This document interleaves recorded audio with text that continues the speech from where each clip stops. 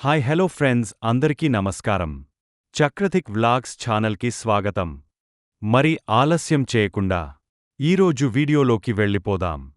మానవ చరిత్రలో ఇప్పటివరకు తవ్వితీసిన మొత్తం బంగారం 2,44,000 మెట్రిక్ టన్నులు. ఇదంతా ఒకే చోట చేరిస్తే కేవలం 28 మీటర్ల వెడల్పున్న ఒక క్యూబ్లో సరిపోతుంది. కాని ఈ చిన్న క్యూబ్ విలువ నేడు $27 ట్రిలియన్ పైమాటే.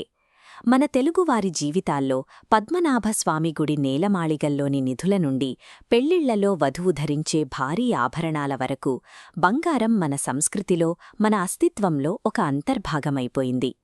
ఇక్కడే ఒక విచిత్రమైన వాస్తవముంది. రసాయనిక కోణంలో చూస్తే బంగారం ఒక మెత్తటి పసుపు రంగు రాయి. దీన్ని మనం తినలేము, తాగలేము. ఆయుధాలు తయారు చేయడానికి అసలు పనికిరాదు. ఈ లోహంతో మన ప్రయాణం 6,000 సంవత్సరాల క్రితం లిడియాలో మొదలైంది. కేవలం నదీ ప్రవాహాల్లో దొరికిన ఒక అద్భుతమైన ప్రకృతి సిద్ధమైన ఆకర్షణగా మనుషులు దీన్ని కనుగొన్నారు.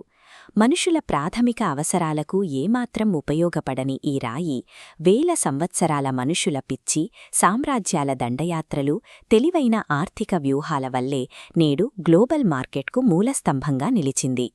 క్రీస్తుపూర్వం 3100వ సంవత్సరంలో పురాతన ఈజిప్షియన్లు ఒక విషయాన్ని గమనించారు. ఇతర లోహాల్లాగా గంగాం తుప్పుపట్టదు, మసకబారదు.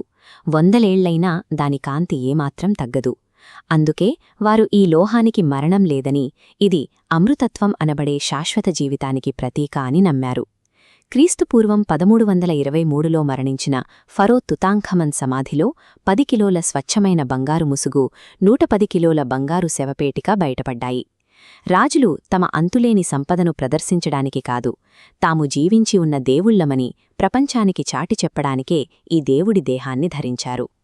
ఇదే సమయంలో ప్రపంచానికి ఆచివర ఉన్న ఇంకా నాగరికత ప్రజలు కూడా బంగారాన్ని పూజించారు. వారి నమ్మకం ప్రకారం బంగారం సూర్యదేవుడు ఇంటి రాలిన చెమట చుక్కలు. ఖండాల మధ్య సంబంధం లేకపోయినా ఈ నాగరికతలు ఒకే లోహాన్ని దైవంగా భావించాయి. దైవత్వంతో ముడిపడిన ఈ బంగారానికి ఒక వాణిజ్య సమస్య వచ్చిపడింది. వ్యాపారులు ఎలక్ట్రమ్ అనబడే బంగారు, వెండి మిశ్రమ ముక్కలను వాడేవారు. వాటి ఖచ్చితమైన విలువ ఎవరికీ తెలిసేది కాదు.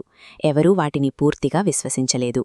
క్రీస్తుపూర్వం 561లో లిడియా రాజు క్రోయసస్ స్వచ్ఛమైన బంగారాన్ని, వెండిని వేరుచేసి ఖచ్చితమైన బరువుతో నాణేలను తయారుచేశాడు. ఈ నాణేల ముద్రలు గమనించండి. సింహం బంగారానికి, ఎద్దు వెండికి ప్రతీక. ఈ రెండు లోహాల మధ్య స్థిరమైన మారువిలువను నిర్ణయించడం ద్వారా ప్రపంచపు మొదటి ద్విలోహ విధానం గోల్డ్ స్టాండర్డ్ పుట్టింది. అలెగ్జాండర్ ద గ్రేట్ ఈ లిడియన్ ద్రవ్య వ్యవస్థను ఆయుధంగా వాడుకున్నాడు. పర్షియన్ల ఖజానాలను దోచుకుని ఆ 100 టన్నుల బంగారాన్ని తన ముద్ర ఉన్న ఒకే రకమైన నాణేలుగా మార్చాడు. ఆ బలమైన ఆర్థిక పునాదితోనే ఆసియా, యూరప్, ఆఫ్రికా ఖండాల మీదుగా భారీ వ్యాపార సామ్రాజ్యాన్ని నిర్మించాడు. రాజుల అధికార ముద్ర, ఖచ్చితమైన బరువు తోడవడంతో దేవుళ్ల అలంకరణ కోసం వాడిన బంగారం ప్రపంచ వ్యాపారాలన్నీ నడిపించే ఒక ఉమ్మడి భాషగా మారిపోయింది. కాని ఈ నాణేల దాహం ఒక రక్తపాతానికి దారితీసింది. 15వ శతాబ్దంలో స్పెయిన్ దేశపు విజేతలు కేవలం ఆ ప్రాంతాల్లో ఉన్న బంగారు నిల్వలను యూరప్కు తరలించడం కోసం అజ్టెక్ మరియు ఇంకా నాగరికతలను దారుణంగా ఊచకోత కోశారు. అమెరికాలో 1848 జాన్యువరిలో సటర్స్ మిల్ దగ్గర జాన్ మార్షల్ అనే వ్యక్తికి నీటిలో కొన్ని బంగారు పొలుసులు దొరికాయి. ఆ చిన్న ఆవిష్కరణ అమెరికా చరిత్రలోనే అతిపెద్ద కాలిఫోర్నియా గోల్డ్ రష్కు నాంది పలికింది. బంగారం వార్తతో జనాభా విస్ఫోటనం జరిగింది. 1848కి ముందు కేవలం 20 మంది మాత్రమే ఉన్న శాన్ఫ్రాన్సిస్కో జనాభా 2 ఏళ్లు తిరిగేసరికి రికార్డ్ స్థాయిలో 36,000కు చేరుకుంది. కాలిఫోర్నియా గోల్డ్ రష్ వల్ల బంగారం లక్షలాది మంది వలసలకు దారితీసిన ఒక శక్తివంతమైన అయస్కాంతంగా మారింది. ఇది కొత్త రోడ్లను నిర్మించింది, కొత్త పాఠశాలలను కూడా నిర్మించింది. నేటి ఆధునిక అమెరికా భౌగోళిక రూపురేఖలను గీసింది. రెండవ ప్రపంచ యుద్ధం తర్వాత 1944లో బ్రెటన్ వుడ్స్ ఒప్పందం కింద ప్రపంచ నాయకులు ఒక నిర్ణయానికి వచ్చారు. ప్రపంచ ఆర్థిక వ్యవస్థను అమెరికా డాలర్కు ముడిపెట్టారు. ఆ డాలర్ విలువను నేరుగా భౌతిక బంగారంతో లాక్ చేశారు. 1971లో అమెరికా అధ్యక్షుడు రిచర్డ్ నిక్సన్ అందరినీ ఆశ్చర్యపరుస్తూ ఒక తీవ్రమైన నిర్ణయం తీసుకున్నాడు. డాలర్కు బంగారానికి ఉన్న ఆ చారిత్రక బంధాన్ని ఒక్క సంతకంతో తెంచేశాడు. దాంతో ఫియాట్ కరెన్సీ అనబడే విశ్వాసమాధారిత వ్యవస్థ అమల్లోకి వచ్చింది. అంటే ఈరోజు మన జేబుల్లో ఉన్న బ్యాంకు నోట్లకు వెనక ఎలాంటి బంగారం లేదు. అవి కేవలం ప్రభుత్వం మీద ఉన్న నమ్మకమాధారంగా మాత్రమే చలామణి అవుతాయి. డాలర్తో అనుసంధానం పోయిన తర్వాత బంగారం విలువ మరింత వేగంగా పెరిగింది. దానికి కారణం దాని ఆధునిక ఉపయోగం.